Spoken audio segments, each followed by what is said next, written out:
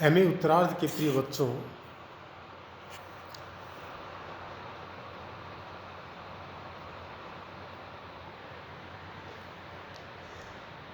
आज हम नैषधीय चरितम के लेखक श्रीहर्ष के बारे में चर्चा करेंगे।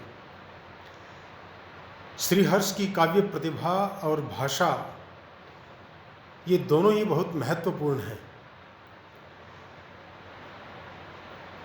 प्राचीन काल में अर्थात महाकवि कालिदास के समय या उससे पूर्व या उससे थोड़ा बाद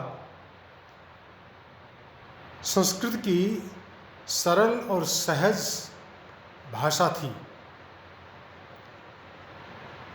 यानी एक प्रवाह के साथ में और प्रकृति के अनुकूल भाषा का प्रयोग किया जाता था। वह हृदयंगम होने में सरल और सहज होती थी, किंतु मध्यकाल में आते आते महाकवि भारवी के द्वारा कलावादी या चमत्कारवादी जो काव्य शैली थी उसका प्रारंभ हुआ। महाकवि श्रीहर्ष उसी परंपरा के सिरमौर हैं। आइए हम श्रीहर्ष की काव्य प्रतिभा के विषय में सर्वप्रथम जानें। प्रिय बच्चों, किसी कवि के काव्य के मूल्यांकन के लिए तत्कालीन परिस्थितियों का ज्ञान अपेक्षित होता है। महाकवि कालिदास रसवादी कवि हैं, अर्थात उनके काव्य में रस सर्वोपरि तत्व रहता है। रस का चमत्कार सरल और सहज भाषा में सहृदय सामाजिकों के हृदय में उतर जाता है, किंतु उनके बाद के कवियों में कलावादिता या चमत्कारवादिता दृष्टिगोचर होती है। स्वाभाविकता का अभाव हो गया था। श्रीहर्ष के पूर्व ही संस्कृत वाङ्मय अपनी उन्नति की चरम सीमा पर पहुंच चुका था। चमत्कारवाद इतना अधिक बढ़ गया था कि काव्य भी सूक्ति मात्र रह गया और कभी कभी तर्कशास्त्र या दर्शन के समान ग्रंथि से जटिल होने लगा। श्रीहर्ष जैसे प्रकांड दार्शनिक पंडित, जिन्होंने खंडन खंड खाद्यम जैसे दुरूह दार्शनिक ग्रंथ की रचना की है, काव्य को ग्रंथि प्रदर्शन का साधन मानते हैं। उन्होंने दुरूह भाषा का प्रयोग किया है। उन्होंने अपना काव्य नैषधीय चरित कोरे रसिक सहृदयों के लिए न लिखकर पंडितों के लिए लिखा है। उनके काव्य रूपी गहन कानन में बिछे शब्द रूपी कांटों तथा अलंकार रूपी झाड़ झंखाड़ों में से होकर निर्देशक के बिना जाना किसी भी सामान्य रसपथिक के लिए असंभव है। परिणामस्वरूप अच्छे विद्वानों को भी इनका काव्य समझने के लिए कोश और टीका की आवश्यकता पड़ती है। श्रीहर्ष स्वयं कहते हैं, जैसे परम रमणीय युवक के अंतःकरण को जिस प्रकार हरण कर लेती है, उसी प्रकार बालकों के चित्त को नहीं करती, वैसे ही मेरी उक्ति भी यानी कविता कामनी भी प्रौढ़ सुधी युवकों के चित्त को आनंदित करती है। फिर अरसज्ञ मूर्ख बालक मेरी कविता का आदर न करे तो क्या चिंता। इससे स्पष्ट है कि श्रीहर्ष की कविता कामिनी के सौंदर्य के प्रशंसक होने के लिए बालक को पहले युवा होना पड़ेगा तथा कामशास्त्र का अध्ययन भी करना पड़ेगा। अरसिकों की कटु आलोचना से हतोत्साहित न होकर उनकी तीव्र भर्त्सना करते हुए वे अपने पथ पर अग्रसर होते हैं। वे तो अपने काव्य को अमृत उत्पन्न करने वाला क्षीर सागर कहते हैं। स परम परः क्षीरोद्वान यदीय मुदीयते मथितुरमृतम खेदच्छेदि प्रमोद नमोदनम। यह काव्य ऐसे व्यक्ति के लिए नहीं है जो स्वयं बैठकर उसका आस्वादन करना चाहता हो।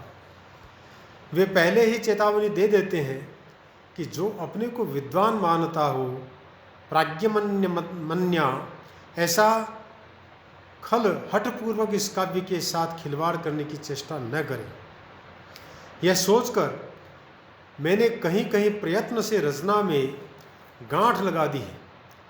श्रद्धाराधित गुरु के द्वारा दृढ़ गांठों को जिसने शिथिल कर दिया है, ऐसा सज्जन या सहृदय इस काव्य की अमृत लहरी में अवगाहन का सुख प्राप्त करे। वास्तव में नैषधीय चरितम शास्त्र ग्रंथों के समान गुरुमुख से समझने की वस्तु है। अपने काव्य संबंधी सिद्धांत के अनुसार वे अपने उद्देश्य में पूर्णतः सफल हुए हैं। भले ही उन्हें कई स्थलों पर काव्य के भाव पक्ष को कुचलना पड़ा है। इसी से कुछ विद्वान श्री हर्ष को प्रथम कोटि के कवियों में भी स्थान नहीं देना चाहते और कुछ उन्हें भारवी तथा माघ से भी बड़ा मानते हैं, जैसे उदिते नैषधेय काव्ये क्वमाघ क्वच भारवी। नैषध को समझने के लिए श्री हर्ष के समान ही बहुशास्त्रावगाही होना अपेक्षित है। विद्या में प्रौढ़ता प्राप्त किए बिना श्री हर्ष पर दुर्बोधता का आरोप लगाना उचित नहीं। ऐसे व्यक्तियों पर आक्षेप करते हुए डॉक्टर दास गुप्ता कहते हैं कि it should be recognized at once that the Naishadhiya Charita is not only a learned poem but is in many ways a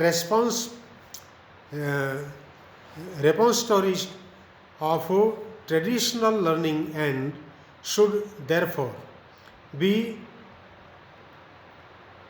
approached with full equipment of such learning.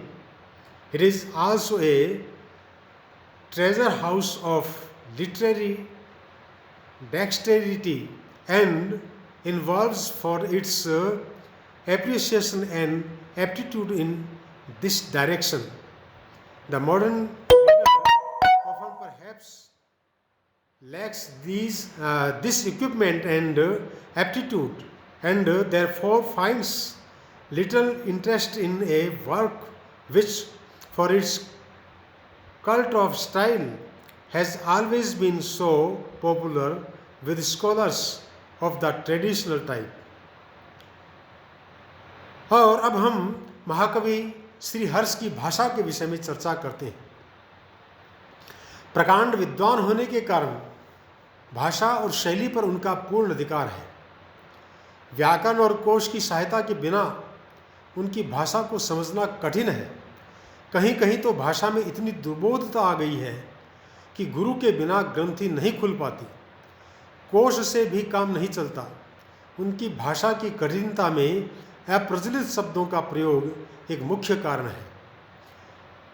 फाल, एकपार, अगदंकार, इंदिंदिर, मेहकारुच, शयनपाता, लणंडिम्ब आदि अनेक अप्रचलित और कठिन शब्द नैषधीय चरितम में भरे पड़े हैं।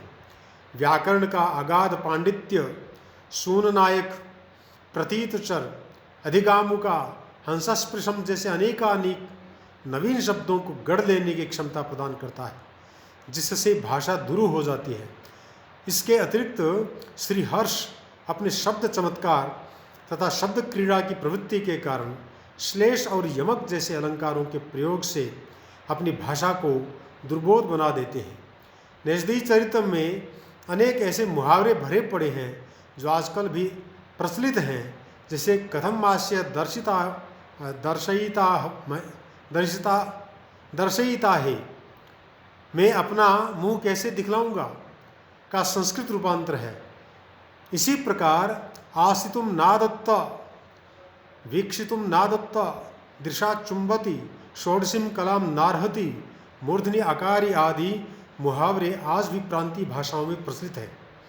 अपने समय की लोक भाषा में प्रचलित शब्दों को भी कवि ने संस्कृत में ग्रहण किया है। इस प्रकार से भाषा की बात करें तो महाकवि श्री हर्ष की भाषा अत्यंत दुरूह और नवीन शब्दों से भरी पड़ी है। इस भाषा को समझने के लिए हमें व्याकरण, शब्दकोश और श्रेष्ठ गुरु की शरण लेना बहुत आवश्यक है। उनके बिना इनकी भाषा को समझना अत्यंत कठिन है। अस्तु, आज हम इस विषय पर इतनी ही चर्चा करेंगे। जय तो भारतम, जय तो संस्कृतम।